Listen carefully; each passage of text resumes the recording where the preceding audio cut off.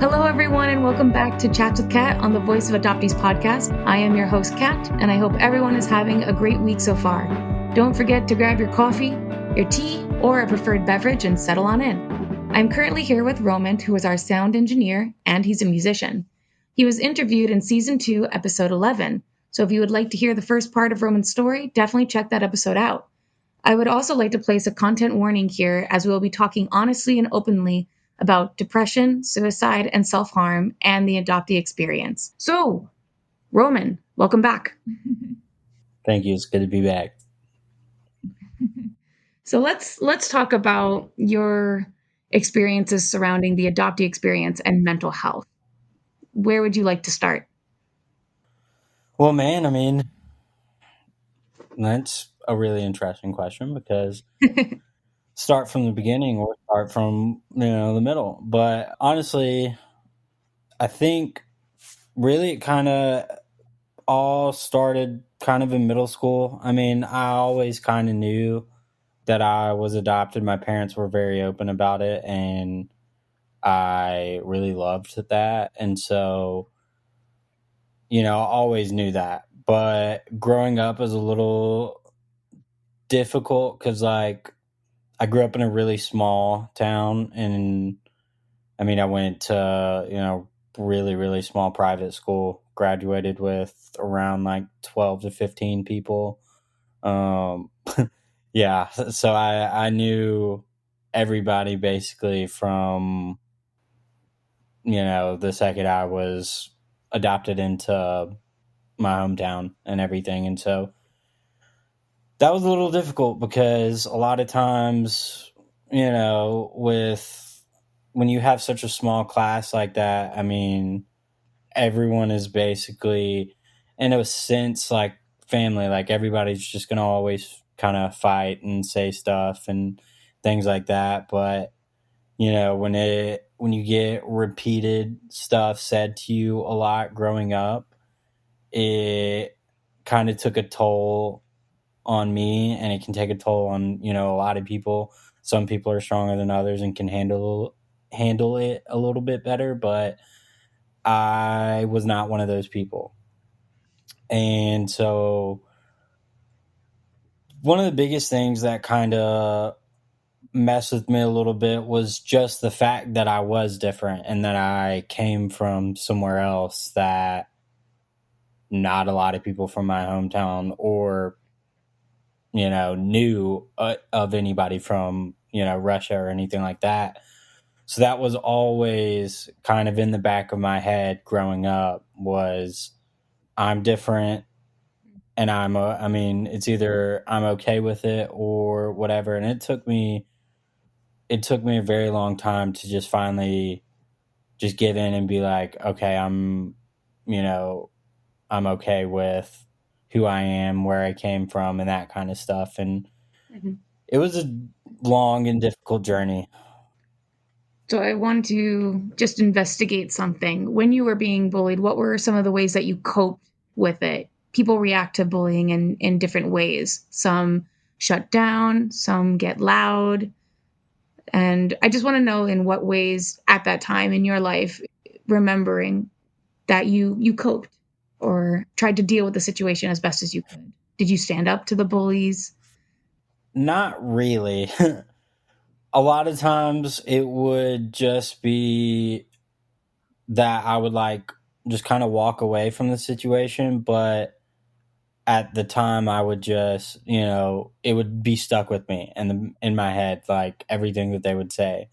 And it hurt, but one of the biggest things that, really helped me with coping with it was music and sports. And I tried to always keep myself busy.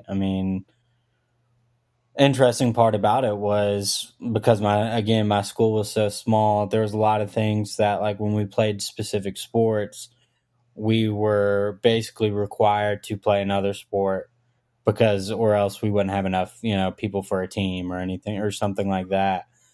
And so I was always busy, football, basketball, tennis, track, cross country.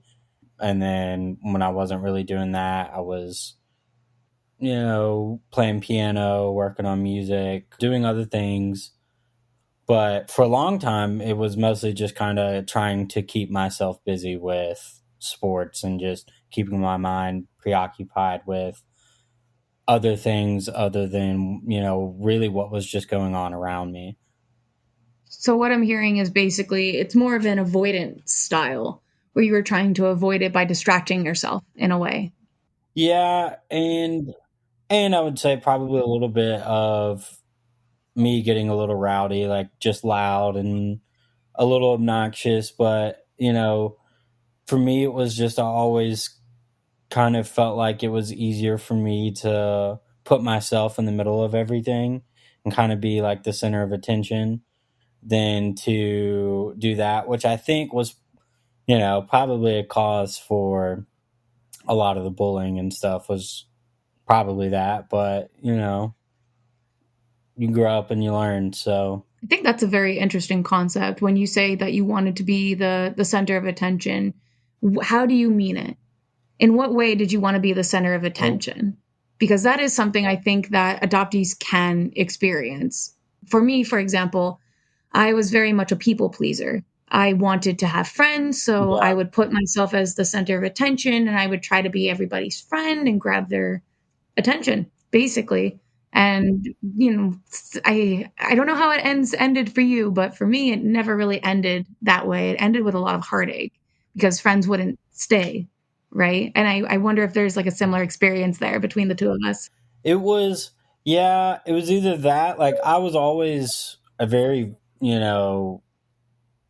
friendly person, easy, to get along with, super talkative. ADHD kicked in every single day, Right. 7 a.m. So, but I mean, yeah, a little bit. And then again, a lot of it too was if I just like didn't feel like I liked or was going to click well with somebody, I just would kind of ignore them and like wouldn't even try and talk to them or be friends with them or anything like that, just because it just, it didn't do anything for me. So, Interesting. I think it's interesting that you can recognize that. Where for me, I couldn't recognize that when somebody wouldn't click with me. I just wanted to be their friend so badly. I guess what it is I want to say I don't want to put words in your mouth necessarily, but I wonder if there's a sort of way where you wanted to be the center of attention because in a way you wanted validation. You have people who are bullying you and putting you down and making you feel a sort of way, but you wanted the sort of validation from other people that you're a good person, you're an okay person, we like you, sort of thing. And um, yeah, yeah, right, and so that's for me. I feel that would be the reason why you join sports and you want to be part of a team, right? yeah.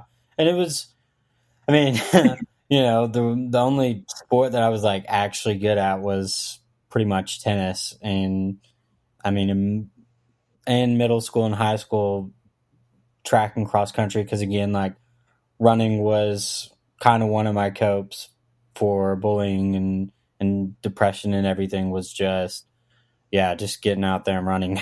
Nowadays, definitely not the case. Right. Oh, how we age. Oh, yeah. What did you specifically run in track and field? So for me, I was always a distance runner. So um, I did what is it, the 2 mile or whatever. I Hmm. forget and then sometimes if they were short, I would end up having to do like the 4x8. And I absolutely hated that because, I mean, that's basically two laps of having to essentially full sprint. And it sucked. And I hated it. I was always a distance runner. I could do, you know, 3.5 miles, 4 miles easy, and be pretty good. So yeah, Yeah, it was always distance stuff. Yeah, the mile and the 2 mile. that's interesting because that's just like me. I was always really good at distance swimming, so I would swim the mile, which was a lot of laps to say Oh the god. least, right? So something I find Yeah. I don't know if it's common, but a little thing that I have noticed is some adoptees, I'm not going to say all, but some adoptees will choose distance sports, distance swimming, distance running, for example. And I wonder if it's because you're in control, right? So when we're going Yeah. through a hardship, when we're being bullied, we don't have the control, right? The bully has the upper hand. But when we're running or swimming or doing something that requires distance, we control how fast we run and we control the pace at which we run at. And maybe it's like a whole kind of allegory for the kind of like the life that we're in at the moment, where we wish we could control the pace of which that we're going about in life, even though we can't. I always wondered about that. I'm not Yeah. sure if that's the case, but I just thought that was a very interesting sort of connection between some adoptees and sports. Yeah. One thing that I really liked was just that a lot of the sports that I enjoyed and was actually somewhat good at was all, mostly solo sports. So like with tennis for Mm, me, I mostly did singles. I didn't really care for doubles just because I was always so competitive, especially at a young age, and I would get upset with my teammates even if it was my fault. So right. so that's why I liked a lot of the, like solo sports, like, like running and everything. Everything was just solely kind of based on your own time, try not to worry about anyone else around me and like what their time was going to be. Same with tennis, singles, obviously no one else is out there and it's only just you and another player. So, didn't have to worry about, getting in anybody's way or, making any, silly or simple mistakes and stuff like that. So, yeah, the solo sports were always the sports that I enjoyed the most. This is something that I've thought about as well. I spoke about my life naturally with my biological brother, and he was the same sort of way, even though he was not adopted. He was saying about how he felt like he could not depend on anybody else, so he had to depend on himself. And therefore, he really liked solo sports. And I wonder Yeah. if you had the same sort of thought unconsciously, or maybe looking back, you can sort of find a correlation between that sort of sentiment Yeah. and the reason why you liked the single sports so much. I never really thought about it like that. Yeah. That makes a lot of sense. Does it? Yeah. Yeah. I mean, I'm thinking about it and I'm like, wow, that would probably make a lot of sense. But like, at the time, it wasn't something that, was coming across my mind or anything. So yeah, it was definitely something that, well, probably up until just now I realized. So I'd like to know how going through this time in your life, how did this affect your opinion of other people? I mean, you graduated a class of 12 people. I've never heard that. I've talked to a lot of people, and I've never once heard such a small amount of students before, all in a graduating class.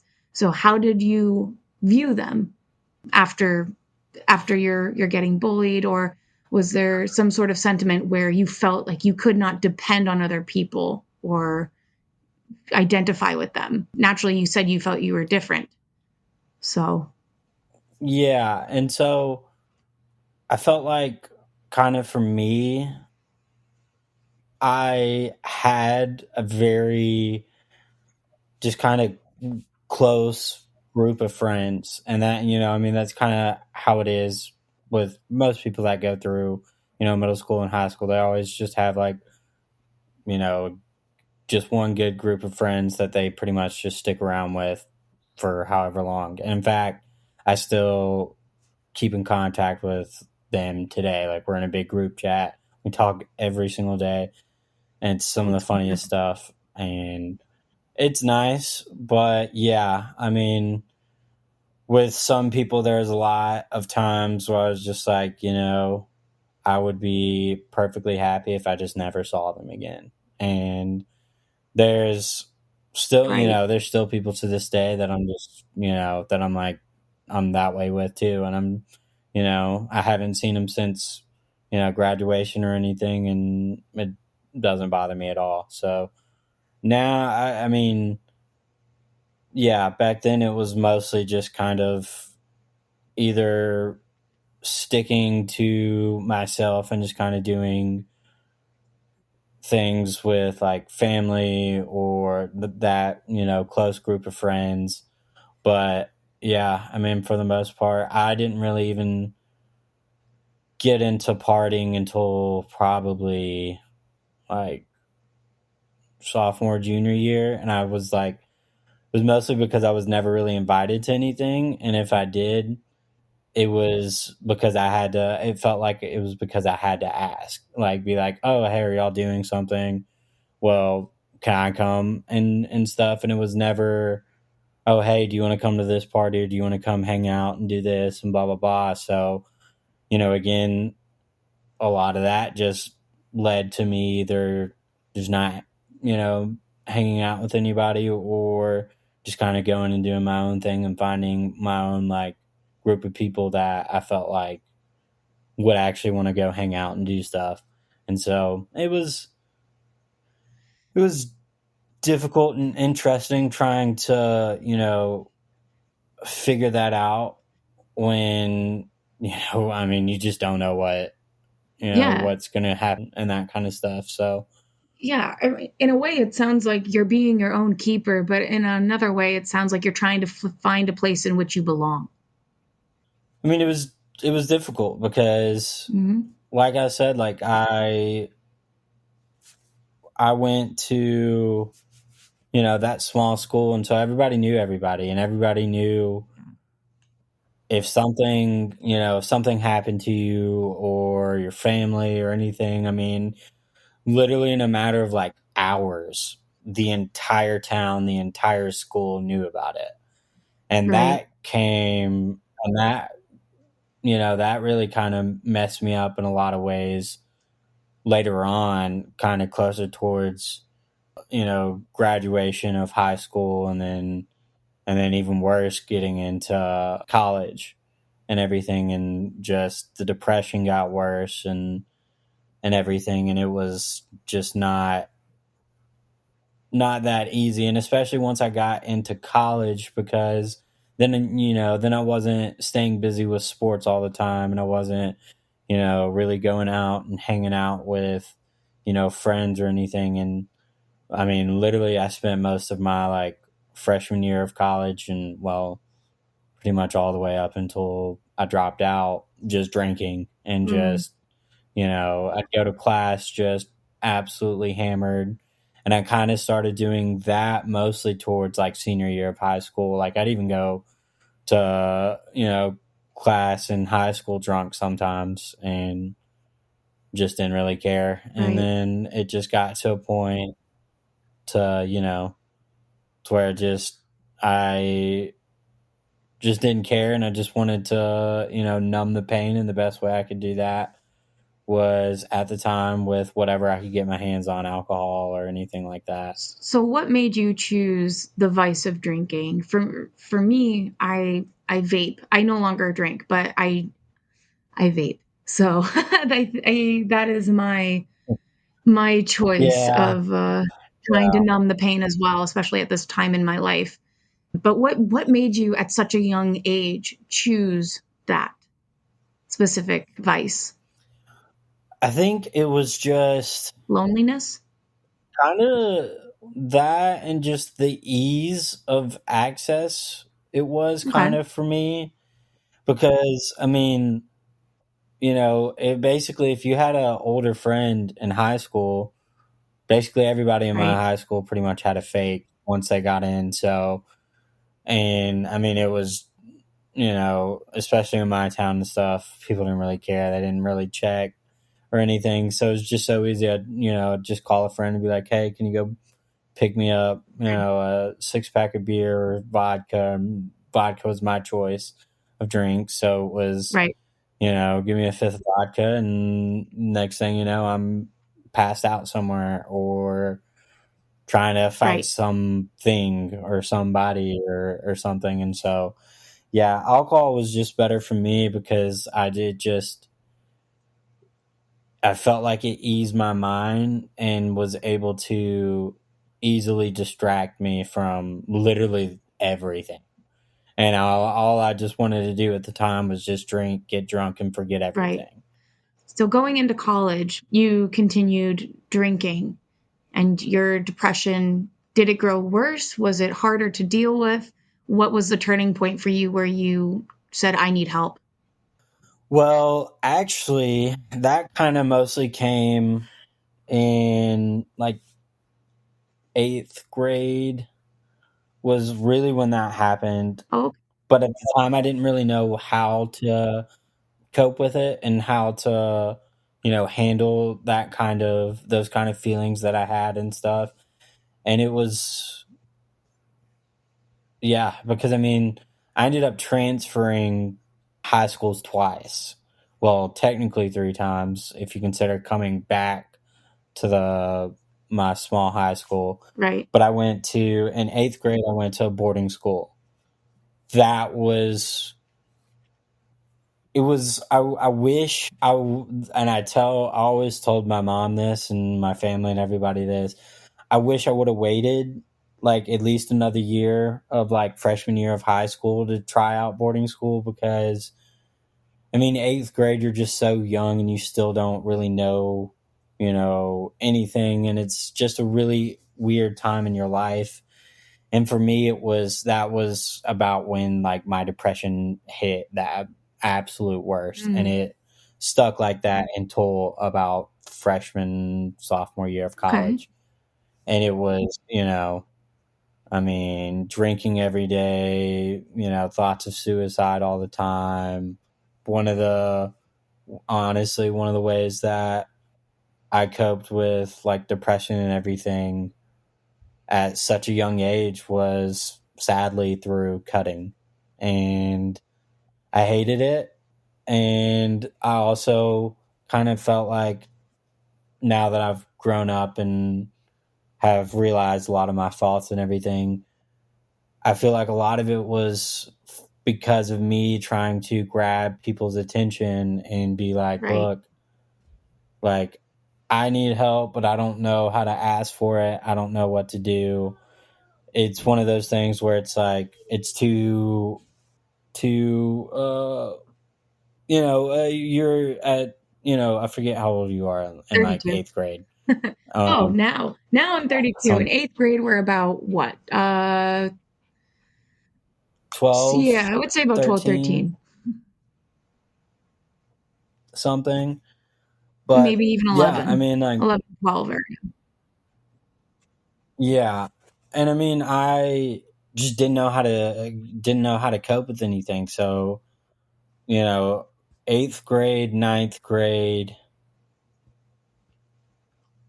10, yeah, pretty much all through high school is just one big, just final wreck of just mhm, me just not wanting to be in the world anymore. And I'm glad I'm here, but at the time it was, it was hard. again, just one of those things. I didn't know how to cope with it. So the only way I knew was to cope with it through pain, through music, or through, something else. And most of the time it wasn't through music. It was through, again, like cutting or drinking or something like that. And it just led me down a really dark path. Right.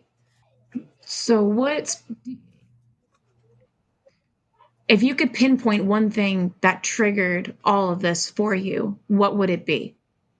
Would it be specifically the bullying, or does it go back to your adoption and feeling that you're so different from people, feeling misunderstood and feeling alone? Do you think? Yeah, I would definitely probably say the latter. But again, I just, I really don't know, because I look back at it now and I think to myself, I'm like, did I why did I choose to do that instead of, again, trying to find some, a normal way. That's what I say is a normal way of coping with it. Like, again, like sports, like I did in, when I was really young and stuff. And it just, now I just don't know. But yeah, I mean, looking back, I would definitely probably say a lot of it was kind of due to just the fact of not knowing who my birth parents were. And just, I always, in the back of my head, was just thinking, like, why did they give me up? Right. Was it, was it because my mom was young? Was it because she couldn't afford to, take care of me? Or was it because I was a bastard child or something, But Right. yeah, I mean, I think a lot of it was, yeah, probably due to just the lack of knowledge of my history. So, Right. So something that also again is very common is the notion of why was I not wanted? And that seeps yeah, into your own view of yourself and your identity, how you perceive yourself and how you perceive the world around you. If you can't understand who you are, how are you supposed to understand the world around you in a way where you can cope in a healthy way? Right? Everything is kind of skewed, I would yeah, think. I do just want to say that the topics, obviously, that we're talking about are very heavy, but for all of the adoptees out there, it is normal to struggle with these sorts of feelings. It is normal to feel lost and abandoned and confused and angry. It is normal to feel this sort of hollowness as you kind of go through life, to be in the dark tunnel and to see the light at the end of it and to feel like you're not moving forward in a way, or you're on a staircase and it's just never ending. And you feel like you're just walking in the same yeah, spot over and over again. It's a very, very common experience. Maybe people describe this as being in the fog with adoption. I'm not really sure. This is a term that I hear all the time. I just want to say that I'm very proud of you, Roman, and to all the other adoptees out there, but I'm proud of you for who you were in your past. I'm proud of you for taking the journey to get to where you are now. And I'm proud of you now because you've come a very long way. The fact that you can sit here, reflect, and third person view yourself, which is very important. It's a very important technique to move forward. And I'm proud of you now because you're working hard to become the person that you want to be. And that in itself is incredible. And you're a gift to the world. Your presence is a present alone to so many people. So even though you struggled very much at a young age, I am still glad that you were here. And I know many others are as well. So, thank you for, yeah, obviously, thank you yeah. for sharing this Well, story thank with you. me as well. Yeah, Yeah.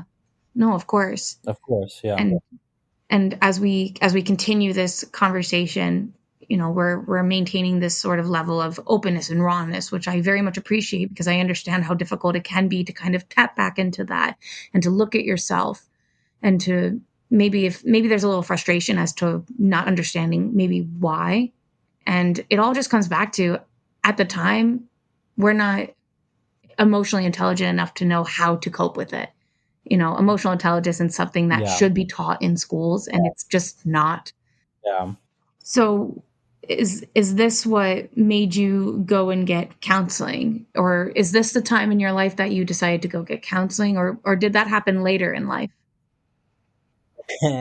So actually, yeah, it started pretty early on because my mom was, when she kind of found out everything, that I had been cutting, that I'd been,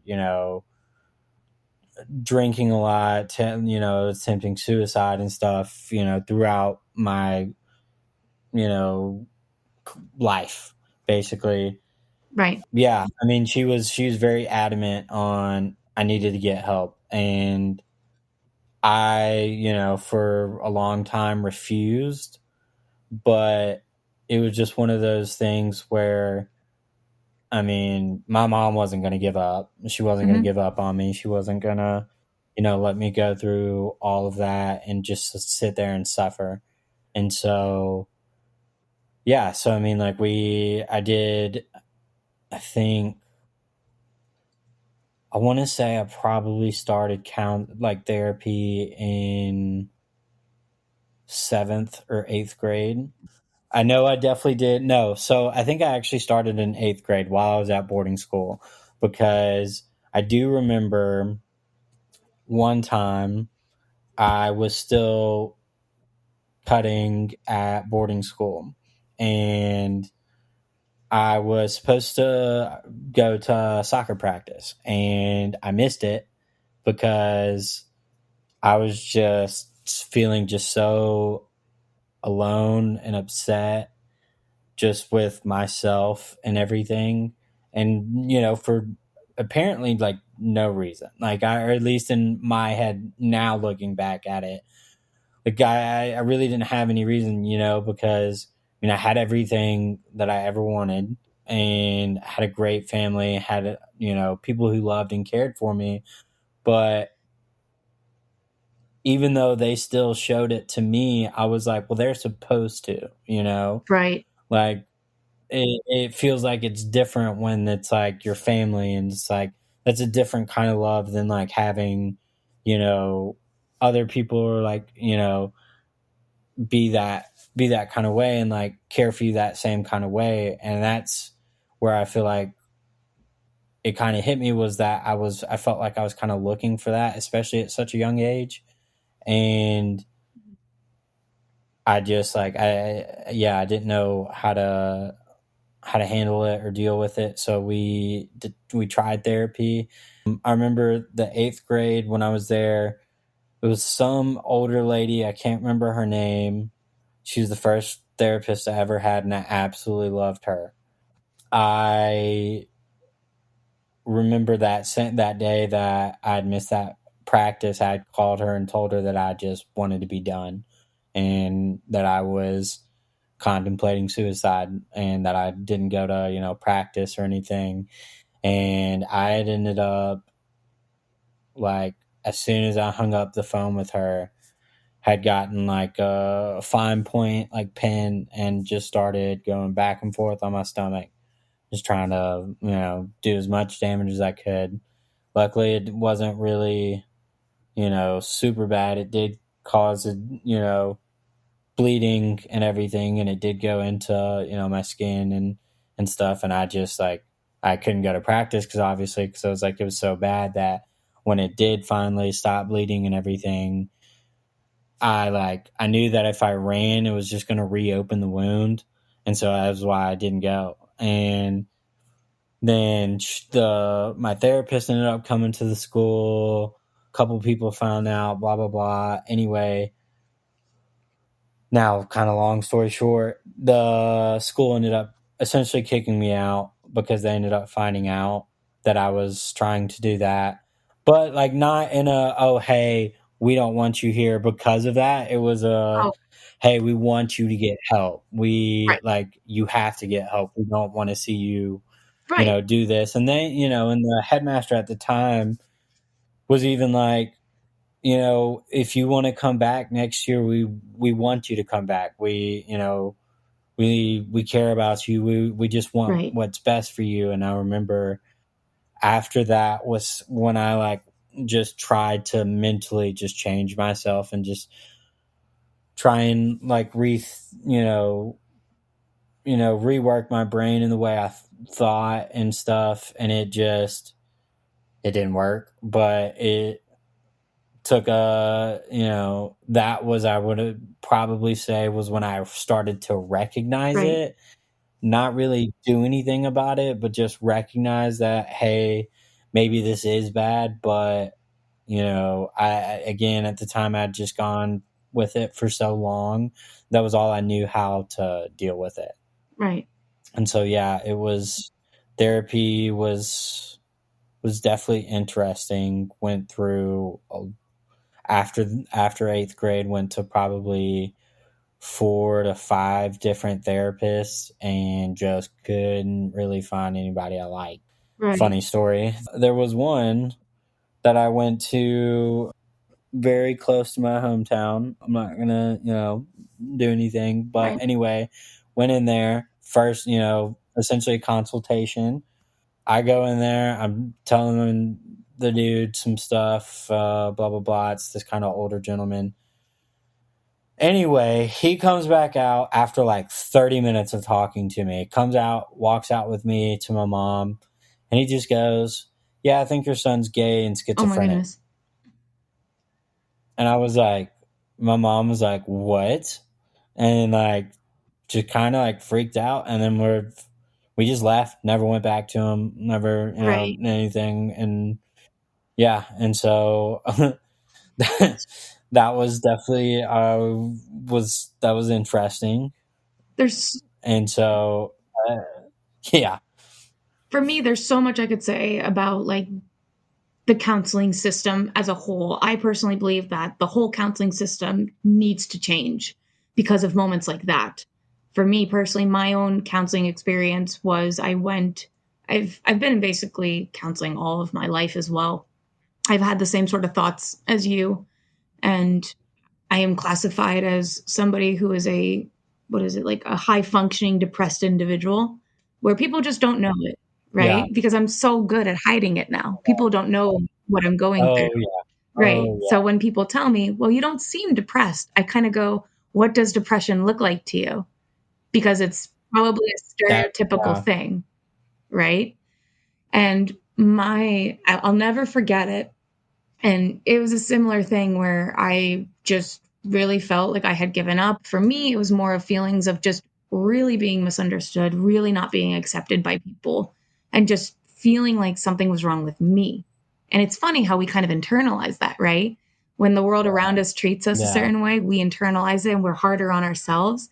But the therapist came back to me and told me, when I had told him everything I had been through in my life, he literally said, I can't help you. You're beyond repair. So at that moment, I knew Okay. that the system needed to change. And it's interesting to me because nowadays we have adoption therapists and counselors who specialize in adoption therapy, speaking to adoptees. And sometimes I wonder Yeah. if people like you and I had just been able to access that in our youth, because I think we're both older now. If we had been able to access that in our youth, No. how much of an impact would that have had on us, on healing ourselves? The way I look at trauma, which adoption is a trauma, because you are, especially international adoption, when you are completely taken from your own culture, no matter where it is. But adoption in general Yeah. Oh, yeah. is a definite trauma. And I mean, I can't even get started about transracial adoption, but a human is like a mirror, right? We can look back at ourselves, and other people are kind of a mirrored reflection of ourselves, the people that are around us, right? And when we go through trauma, the mirror shatters. And the way that we cope, I have a feeling you and we pick up the pieces and we tape them all back together, but the mirror is still broken, right? And now we see ourselves in a very distorted light. And it's the therapist's job usually to help the person through that. So that way the mirror can start to heal. And even though it won't heal fully, you'll be able to see a much better version of you and you'll feel comfortable in yourself. And I'm sad when I hear adoptee stories where so many adoption therapists and counselors had just let them down because they didn't specialize in adoption. And I have a feeling it's the same for you, where just judging by your background, that you grew up in a very small town, I don't think that the town was equipped for people like us, as bad as that may sound. No. You know, Yeah. but when everyone is Yeah. Definitely not my. right. So I'm glad you know what I mean. Hmm. So how frustrating of an experience was that for you, where the therapist is like, yeah, he's a schizophrenic and he's gay, and you're like, no, I'm not. Like, how did that make you feel at the time? Well, I mean, I think when it was all said and done, I was just so baffled and confused. So it's like, how does that make sense Right. at all? Right. And I like yeah, I don't know, like, even to this day, I'm like, how did you even get that? Even though, and like, I can specifically remember him having I think it was the like DSM-3, the third Yes. version Oh yeah. of the whatever. Now, I mean, because when I was in college, I studied psychology, Same. which is hence why now I feel like I know and can understand myself a little bit better, is because I've been through that. I've learned Right. about it, kind of, took a big deep dive into myself, and that was not Right. fun. But got to do what you got to do to to get yourself better, because no one else is going to do it for you. So, but Interesting. Yeah. yeah, I mean, what, like, how does that make sense? Was, I guess, what I was really thinking. But then, I mean, again, that's just, I guess that's kind of like what you said. I mean, how can a small town be equipped to deal with something like that? And especially for people like Yeah. us, that is just uncommon. I mean, I feel like I know like half the town, and I only know of like two people that were adopted, and one of them lived in my neighborhood and grew up with me and was like basically like my half brother. And other than that, like, we were the only two, but he wasn't even adopted for internationally. And so, there's always that to me was just always made the biggest difference, was that I'm Right. so far away from where I was born and all of that. And like, it kind of hurt because, it was like, it wasn't, it wasn't something that was in my control, but at the same time, I don't know, it's just really, there's just nothing you can do about it. And Right. so, yeah, I kind of felt like it was just the way it was, and it was how it was going to be, and there was nothing I could do about it. And so again, like, yeah, with the therapy, I mean, yeah, once we did that, I was like, we are not going to anywhere around here Right. ever again. And we ended up just having to travel 2 hours, once a week, or yeah, basically once a week, to go do whatever. So it was a 4 hour trip, every Right. single week for like 6 months, a year. I can't even really remember how long I actually ended up doing it. But Mhm. yeah, so it's just, one of those kind of things, is you just, you know, Right. what can you So do? pretty much. And when you went to the next therapist, did you feel the therapist's job is literally to hear you, to Yeah. welcome you, and to be honestly, they're supposed to be a very neutral party where you can come to them, you can tell them like what's on your mind and things like that. And they're supposed to give you feedback of like it's like you have your best friend, but you want to get an opinion from somebody who's not in your friend group, sort of thing, because they're going to see it objectively. Yeah. They're not going to necessarily, they don't need to know all the details of the situation, and they'll give you like a very honest opinion and things like that. Did you feel that way with the next therapist, or was the next therapist sort of the same way? And with each therapy session that you went to, did you regress more and more inside yourself? And like, did it further that notion of I can only depend on myself?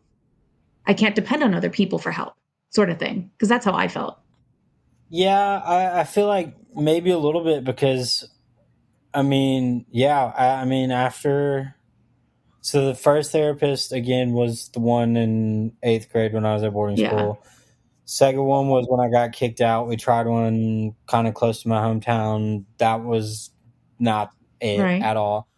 I think we did like one more that I went to for like maybe a month, and then was just like, nah, I didn't really, it just wasn't, it didn't feel right. And Mhm. then ended up doing another one, and I ended up sticking with him for a good like 5, 6 months, I Okay. think. But yeah, I mean, to be honest, like I only really went to those because first off, I wasn't even old enough to drive, so my mom was having to take me there, so I was forced to go. And then Right. secondly, I just in my head, even my dad was just kind of like, "Oh, therapy's not going to work, blah blah blah. Therapy doesn't help, blah blah blah." Right. And so for I mean, the longest time that I was, going to it, I just was like, "Nah, it's not going to work. Not even going to listen, not even going to pay attention. I'm just going to tell him what he wants to Right. hear from me so I can get I this get over that. with and go home."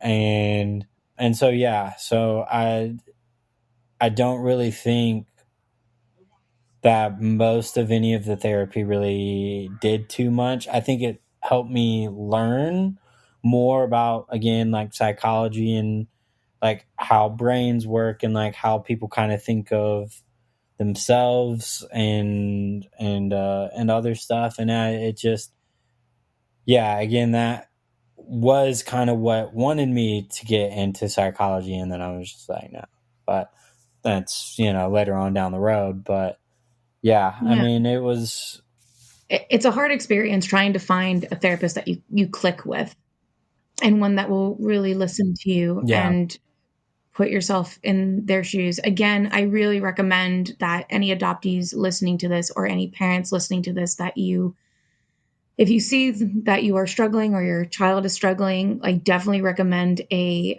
adoption therapist, very specifically adoption therapy, because they are trained for it, they will understand it. If you could find an adoption therapist who actually is adopted themselves, that's 100% better, because half the time, yeah, that would be yeah, like great. half the time, we actually interviewed an adoption therapist, and she is great. She is the owner of like a wellness a therapy center, and she specifically works for adoptees, like everybody in her specific area, in her specific practice, is specifically for adoption therapy and have worked with adoption or are adopted. It's wonderful. And I had never felt so heard in my entire life, where I didn't need to say things. She just knew exactly what I meant. You know, it was wonderful. Yeah. So I definitely recommend it for anyone listening with, whether it's you, whether it's, your child, definitely recommend it. Now, so how did you, based off of your experiences, you said that you learned a lot about psychology, which I recommend every adoptee does. Personally, it's very helpful to help understand you and how you work, like you mentioned. And I want to know, based off of what you gathered from the different therapy sessions that you've been in and other research that you've done, what is the journey that you took to heal yourself, to begin healing? How did you begin to understand you? Well, honestly, it was probably when I was in, yeah, I want to say probably freshman year of college. I was just getting just so bad with alcohol and everything that I just didn't care what happened to me. So I'd go out and I would get absolutely Right. blackout drunk, and then I would somehow drive home. And it wasn't until I got arrested for a DWI in Nashville Mhm. that it really hit me like, oh, this isn't fun. Because what ended up happening was, I mean, I was 300 yards from the campus, from my parking spot. I parked in some random person's house perfectly in their driveway. Cops were surprised how well I parked. Blah, blah, blah. Anyway, they took me in. It was like triple what the legal limit is. And like, even like for me, I'm 5'3", and Yeah. in college, I weighed next to nothing because I starved myself, So I Right. was like Right. maybe a buck 30 or something, buck 45, if, at the most. And they were just like, yeah, we don't know how you're alive. We don't know how you didn't kill anybody on your way from wherever you were, blah blah blah. And so yeah, so that got me locked away for, it was supposed to be, I think, 30 days, but because the other options were rehab, which hella expensive, or blow and go, even more expensive than rehab. And I was just like, yeah, I feel like I would learn my lesson more if I went to jail. So I chose jail, hated it, never want to go back. Right. I've been back once, but not for, Right. nothing bad like that, public intox stuff, a year later and whatnot. But yeah, so, and people in there were telling me, man, you got to, you're young, because I was 19 when I was in there, and they were like, you're young, you don't, you have your whole life ahead of you. You making these stupid Right. decisions isn't doing good for anyone. It's just worrying everybody. And I think that was kind of when because I was like, man, these people are in here for, assault. They'll probably never see daylight again, Right. blah, blah, blah. Or they'll be in there for years and blah, blah, blah. And they're over here telling me, like, you got to get your life together. Like, that was kind of my big wake up Right. call. And kind of after that, I mean, I transferred out of Nashville to the University of Arkansas. I was in a fraternity, so I mean, really the partying and the drinking didn't really stop, but it did kind of lighten up. Right. And so, yeah, so I mean, like, really, it was just that experience of being in jail and not wanting to go back, and just, yeah, the worry of, like, people around me. I think it finally kind of started to hit me that, like, oh shit, I have people who care about me, that want to see me live and want to see me, go out and do great things and whatnot. And so, yeah, I think at that point, that was kind of when I just realized I had to do something. But again, like, even that was a long process. It was probably a good 2 or 3 years before I could actually say I didn't feel depressed every single day. I didn't want to, I wasn't wanting to kill myself on a weekly Mhm. basis. I wasn't cutting anymore. I wasn't, all that. And then, yeah. And then honestly, the other thing that mostly really helped with the whole alcohol and kind of the depression was I started smoking weed. And that helped me because, like, Mm. whereas with alcohol, the more you drink, the less you're gonna remember. Easy. And I felt like when I was smoking weed, I was like I didn't forget anything. It just kind of numbed my body or my head, and it just kind of gave me that feeling of, oh, you know why am I so worried about everything? Why am I worried about what people think about me, and Right. where I'm from and whatnot. Because at the end of the day, I mean, I've been Americanized. I mean, I've lived in the U.S. I'm 26 now. I've lived in the U.S. for 24 Right. years, and but I'm still 100% proud to be from Russia. I'm proud to be Russian. I don't, you know, I don't care what other people say about that kind of stuff, and especially with all this going on. And I've just kind of learned now that the best way to do is to just joke about it. If I make the first Right. joke, they can't make another joke about it because I already made a joke about myself. So, Right. what are you going to do about that? Yeah. So, I get that. yeah. So that was kind of it. I get that. I think that is again, I'm very proud of your journey because, you basically like you were walking in the tunnel and you fell into a well. And you were trying to just kind of pace around and at one point it's almost like you fell through the ground and were kind of just floating. And then you found the strength to go back into the well, climb up the walls, and continue walking into the tunnel where maybe it's still dimly lit. We'll never know, right? Each person's journey is their own when it Yeah. comes to depression.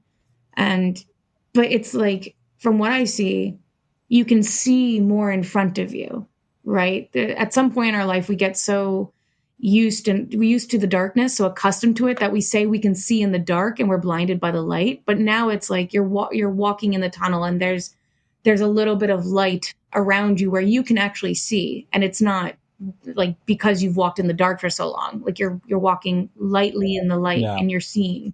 And I think you're making really good steps forward, so I'm proud of your journey, No. genuinely. It's a hard thing to come back from, No. and from the feelings of confusion, loneliness, depression, especially, just feeling lost, feeling abandoned, things like that. But something that I know that you turn to and still do today is music. And how has music helped you through this journey as well? Now I do you go Yeah. now what do you do with your music? Do you work with music more intensely now? Oh yeah. I mean, basically now, like when I'm not, working my full time job, I basically I'm coming home. I'm either playing video games or I'm working on music. That's it. I don't really go out anymore. I don't really drink anymore. Like really, I'm just getting high and making music, and I love Right. it. And it's I'm still in that, like I have a 5 year plan for myself, like kind of planned out on how I want to kind of do and start my career and everything. And so yeah, so I mean literally it was just, I think when I first started doing it, like solely to cope with depression and everything, it was, I just wanted, it was just, let's make a beat, one beat a day, just see where we, see how it goes, blah blah blah, all this stuff. And then yeah, and so I loved it so much. And like even growing up, like even through my depression and through, throughout middle school and high school, I mean, you can go through my Spotify playlists are absolutely ridiculous because I have probably one for about every emotion that you could possibly imagine: Mm, heartbreak, depression, suicide, blah blah blah. And every song in that specific playlist, either made me feel that way or did that, which I think also was kind of a big issue for me because at the time, when I was depressed, all I listened to was depressing music and right. sad music. Hmm. But I loved it. And so at the same time, it like I was like, oh wow, like, it really just made me listen to the music more, not just the lyrics and everything, but the instrumentation, because, for me that was, it was like the little things, the little textures, the little background noises that kind of come in and out and stuff that just kind of really give the song that feeling and that atmosphere of however you're intending on it to be. And like now that's all I want to do is I want to make music that will make people feel some sort of way. It does, I don't care how it makes them feel. I just want them to have those feelings because for part of that depression it just felt like I had none. Like it felt like I just didn't care. Right. I didn't care about me. I didn't care about anyone around me. And so music really kind of put that back in for me because it made me, it got me to listen to the outside a lot more, if that makes sense. It does. No, it totally does. It's the same way for me. Music is a very important piece of my life for writing. I'm a writer and I need certain types of music to write certain types of pieces, especially emotional ones. So I Yeah. completely get it. And I understand what you're talking about with the background, not necessarily listening to the lyrics, but feeling the music that is being played, hearing the background Yeah. vocals or hearing the instruments that are playing and things like that. I totally understand that because that's how I work as a writer. I need that. If I prefer instrumental Yeah. music to music with lyrics when I write. So, Yeah. right. Well, Yeah. if you or anyone else is suffering from depression or suicidal thoughts, please call the suicide hotline or get in touch with somebody ASAP.